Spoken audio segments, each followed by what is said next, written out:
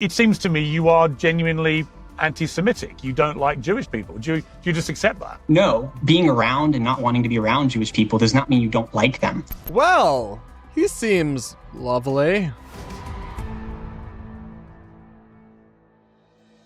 Hey guys, welcome back to the channel. Your home for an independent and nonpartisan analysis and commentary on politics, media, internet culture, and more. This one kind of has it all three, all of the above, because we're going to react to a truly insane segment from Piers Morgan Uncensored, where he confronted an Ivy League student who recently went mega viral with almost exclusively negative backlash, although a few supporters, I guess, after he was blatantly anti-Semitic and boldly declared that he did not want to work for Jewish people. So this is Piers speaking to Ivy League student Austin Franco, who started this whole national controversy after he did this.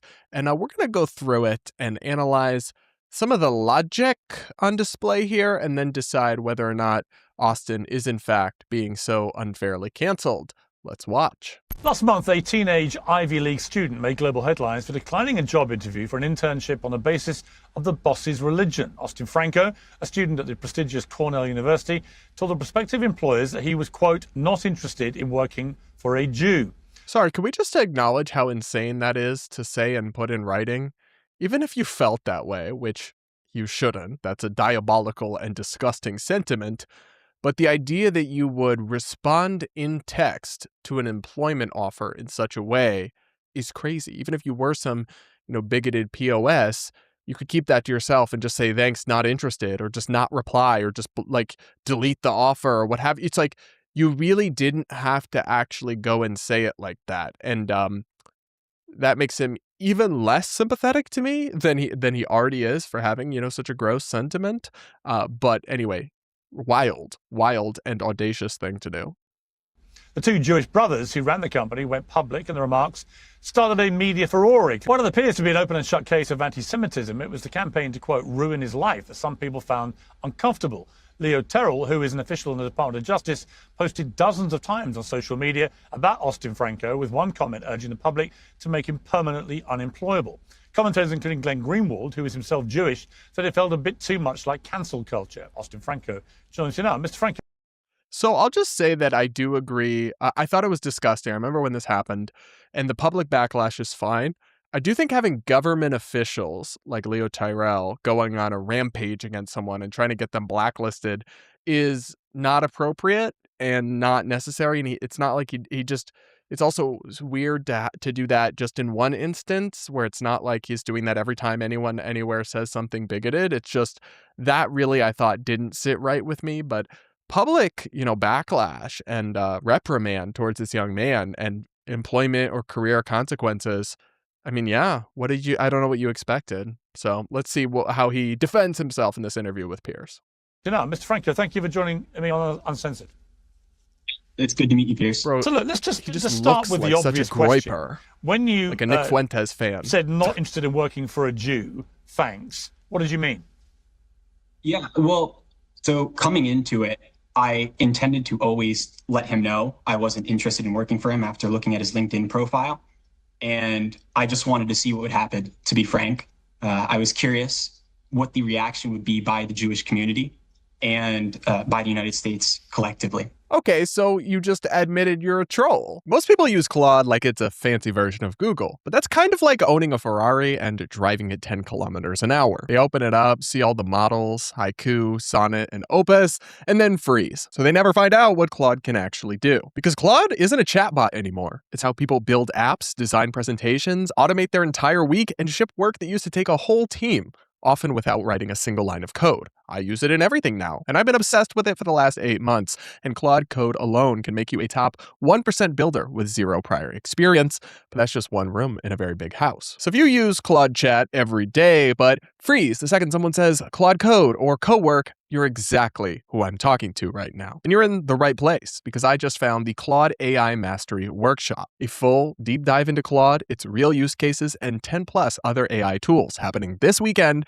10 a.m. to 7 p.m. Eastern Standard your time. And they've been generous enough to make this conference free to my audience. Just go ahead and sign up at the link in the description. Over 10 million people worldwide have already attended this and rated it a solid 4.9 out of 5 on Trustpilot. So if you're serious about Claude, do not skip this. In 2 days, you'll do deep research with Claude, build your own artifacts and dashboards, create full presentations, set up connectors to automate the boring stuff like your entire job search, get hands-on with Claude Code, build custom agents, generate visuals and videos with AI, and walk away able to put your whole week on autopilot. Sign up now and you'll also get 3 free bonuses: 50 secret Claude codes that turn it into a god-tier tool, a full AI prompt library, and a personalized AI toolkit builder. And the best part is you'll get mentored by leaders from Microsoft, Google, Amazon, and NVIDIA. What you learn in 2 days will change your next 2 years. So sign up now before they sell out. The link is in the description. Scan the QR code and join the WhatsApp community before seats close. I feel even less sympathetic for this dude because you got the attention you ordered. Now, of course, like, I think the backlash against him clearly went too far. He got threats. His parents got harassed. Not their fault. They didn't do anything. I don't know that the federal government and federal officials really need to get involved, but you said something absolutely disgusting. You put it publicly, or you put it in writing, and then it became public, which you kind of predicted, intentionally to troll people, and then you got tremendous backlash. I mean, with the exception of a small amount of that backlash that crosses a legal line, I don't feel bad for you at all.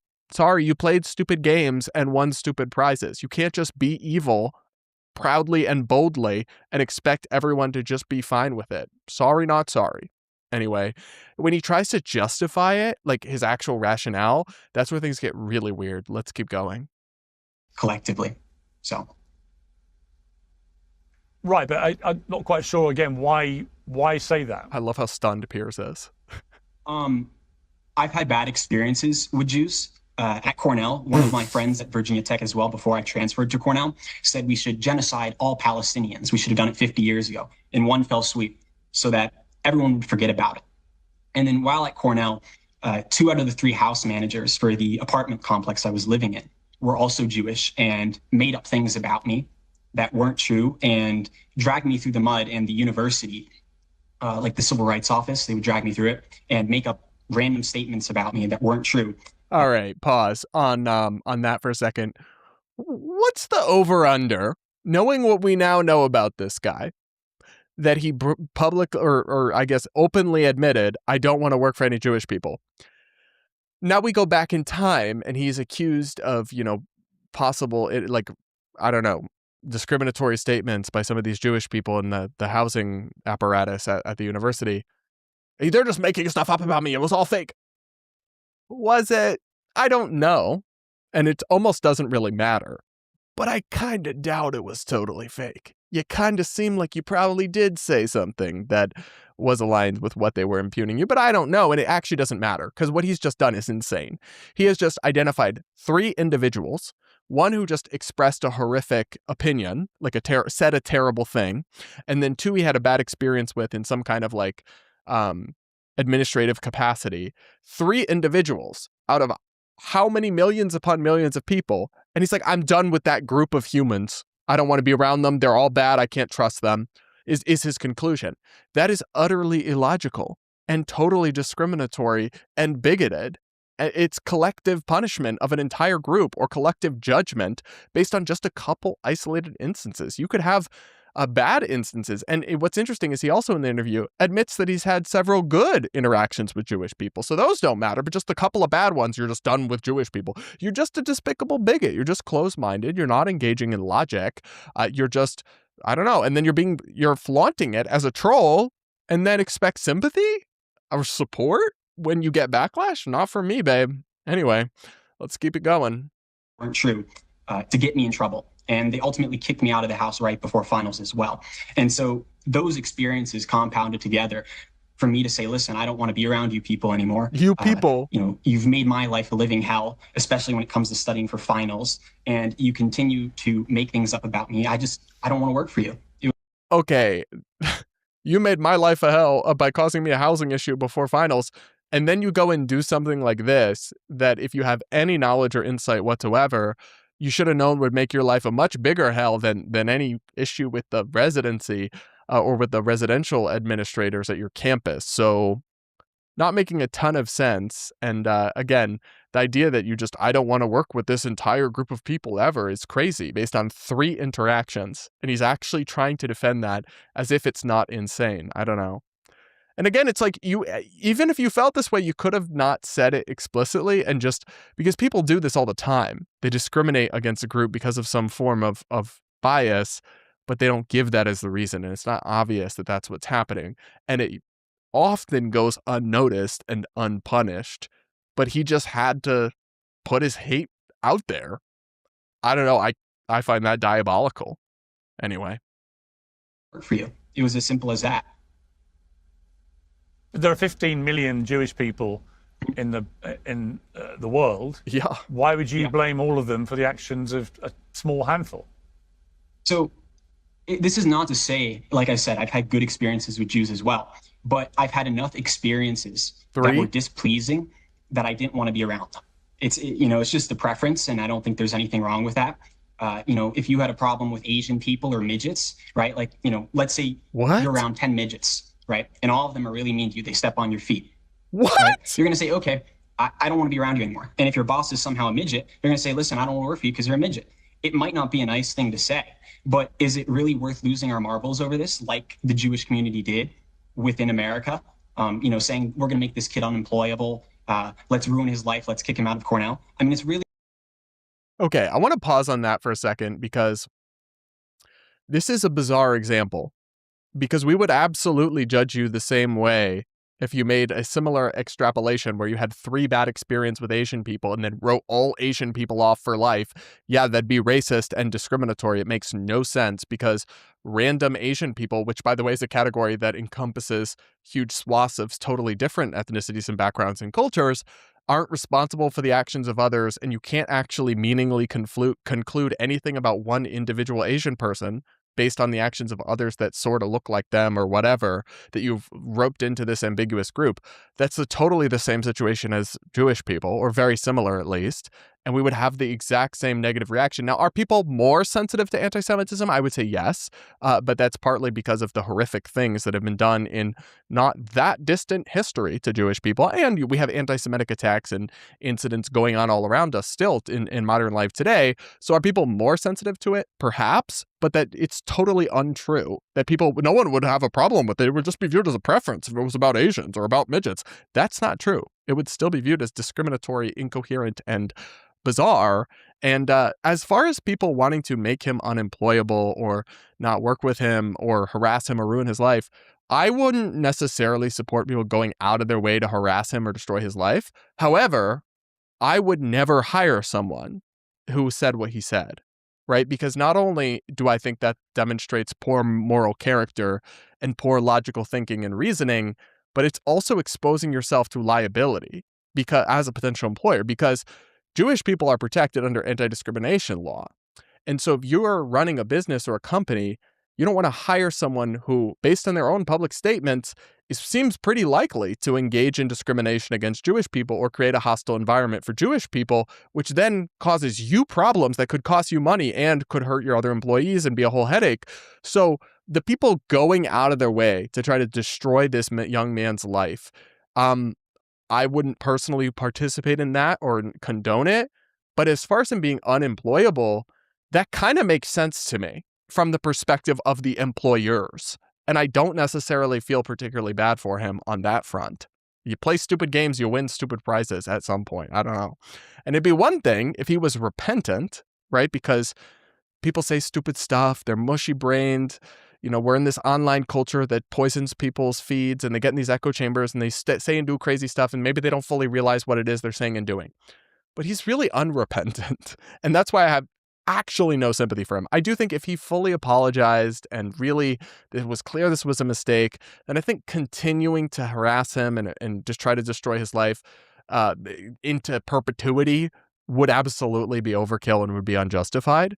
But when you're just when he doesn't feel bad at all, I don't know, man. I wouldn't hire you, and I can't particularly judge people who continue to push back on you for that. Anyway, let's keep going here.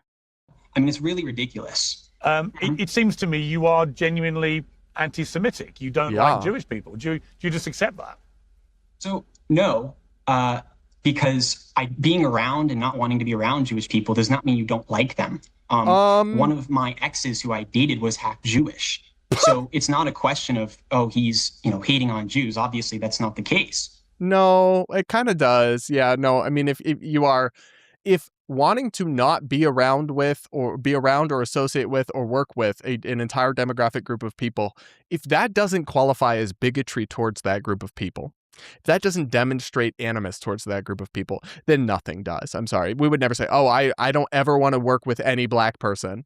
Oh, but I'm not racist. That doesn't mean I hate black people. It kind of does. Or at least it has it's indistinguishable in its practical ramifications, whether you're motivated by hate or you're just confusion in terms of pattern thinking that you've discovered patterns that are logically predictable when you haven't.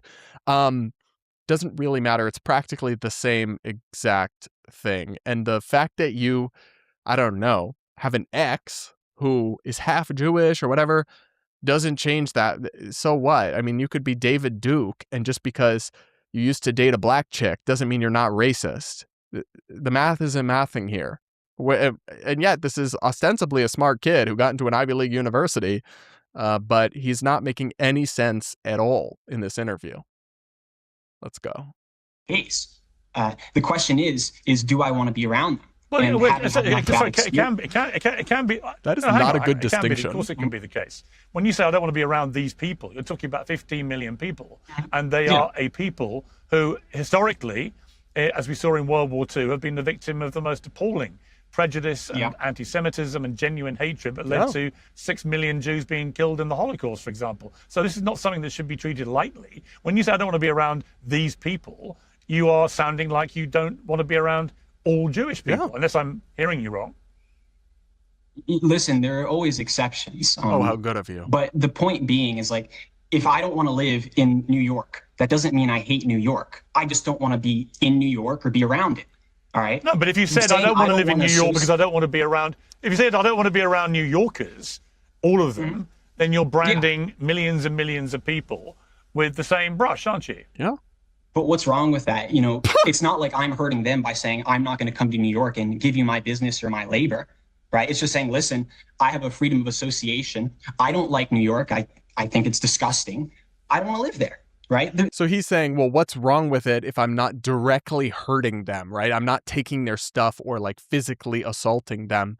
Yeah, sure. And that's why it's not literally illegal to do what you did, because you're not directly victimizing someone.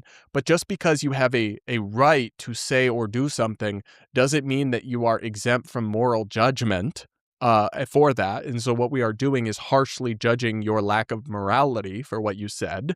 And then it's funny because he is simultaneously citing that it's just my freedom of association, which is true. I mean, if you want to never work for a Jewish person, you have the right to do that. Now, if you are an employer, you don't have the right to never hire Jewish people under our law because of anti-discrimination laws. But I'm not aware of any kind of anti-discrimination laws that bind a prospective employee. But regardless, and then he's complaining in one breath, he's saying all of that. And then in the next breath, he's saying, and these people want to make me unemployable and they're trying to ruin my career. That's them practicing their freedom of association. You don't want to associate with Jews. All these companies don't want to associate with bigots. There you go. Freedom of association, freedom of association. What's the problem? Thought you were a big freedom of association guy. See, it's just not adding up. And I don't know why this guy agreed to do this interview as if it was going to help his case whatsoever. If he went on and was repentant and apologized and was like, listen, I just want my life to move on from this. I'm sorry. Please stop harassing my family, whatever. I bet you Piers would even show him some grace. But he seems really unrepentant. And so I just cannot get the tiny violin out for this guy. And it's such a bonkers interview, really. So unhinged and off the rails. And Piers is just stunned by this dude's insanity. And I don't blame him. So that's why it's getting a lot of traction online. Anyway, we'll just roll the rest of it here. Right? There's nothing wrong with that. The problem, Austin, it's not that you said something immature or stupid or anything like that, because had you then said, I'm sorry, I shouldn't have said it, I don't mean the way it came across, but it's the opposite with you. You do mean it. Yeah. You don't want to be around any that's Jewish correct. people. That's 15 million Jewish people. So therefore you are de facto anti-Semitic. True. And that puts you in a different category to teenagers who say dumb stuff and then regret it and apologize. You've got no intention of either expressing regret or apologizing. You mean it. You don't want to be around Jewish people. You've brazenly admitted that in this interview. And that changes the context for me about the way that the fallout was then handled and the punishment that people have called for. I don't believe in cancel culture, but I do expect people who say incredibly incendiary, anti-Semitic or racist or misogynist things, when it becomes public, to either express regret or say they're sorry or do something to atone for what they've done. You've doubled and trebled and quadrupled down. You've extended your dislike of the Jewish people you were dealing with in your university campus, and you've embraced the entire Jewish population as I want nothing to do with you people. That is racism. That is anti-Semitism. It is an appalling thing to hear a young man say. If you were one of my sons, I'd be utterly ashamed of this. And yet here you are laughing. You think it's all quite funny. I can tell you it's not funny to Jewish people. Yeah, look, Piers ate and left no crumbs. This kid has no clue. Not making any sense. His excuses are not making him look any better, and he's doubling down. So I'm also not a person that believes in cancel culture, but to me, cancel culture was about disproportionate, punitive actions taken against people for relatively mainstream perspectives or controversial opinions, not just rank hatred and discrimination, but also it typically, like what the cancel culture thing was often focused on past statements that don't reflect the person's actual views today. Kevin Hart can't host the Oscars because he 10 plus years ago tweeted mean words about gay people. It's like where you are engaging in this offense archaeology, going back and digging through people's things and trying to constantly police people, and even when they are evolved and have demonstrated growth and there's nothing wrong with who they are today, hold that against them and just destroy them in this vindictive manner. That is entirely different, what we call like cancel culture, from somebody actively, unrepentantly demonstrating their evil and then other people criticizing them harshly or wanting nothing to do with them. Now, obviously, some of it can go too far, and I still don't support threats or harassing his family. I don't really think federal officials need to be involved. But at the end of the day, the fact that this dude has destroyed his life is entirely his own fault and his own problem. And if he wants to blame somebody, it shouldn't be the Jews. It should be the person looking back at him in the mirror. That's it. It's really that simple. And listen, maybe he can still grow. He's only, I think, 19 or 20. That frontal cortex has not fully formed yet. It's still bacon. But I really hope that he can figure out that this is not a good path to go down. But unfortunately, sometimes these people just go darker and darker and deeper down the rabbit hole, and it doesn't end well. That's my take on it. But you guys let me know what you think in the comments below. Make sure to subscribe to the channel if you aren't yet. Do hit the like button while you're at it. And do consider becoming a channel member to support my work. I call it the far left and the far right. And I need your support because that's not the best business model. So do hit the join button or click the link in the pinned comment to support me. It means the world. And guys, with that, we'll be back with more real soon.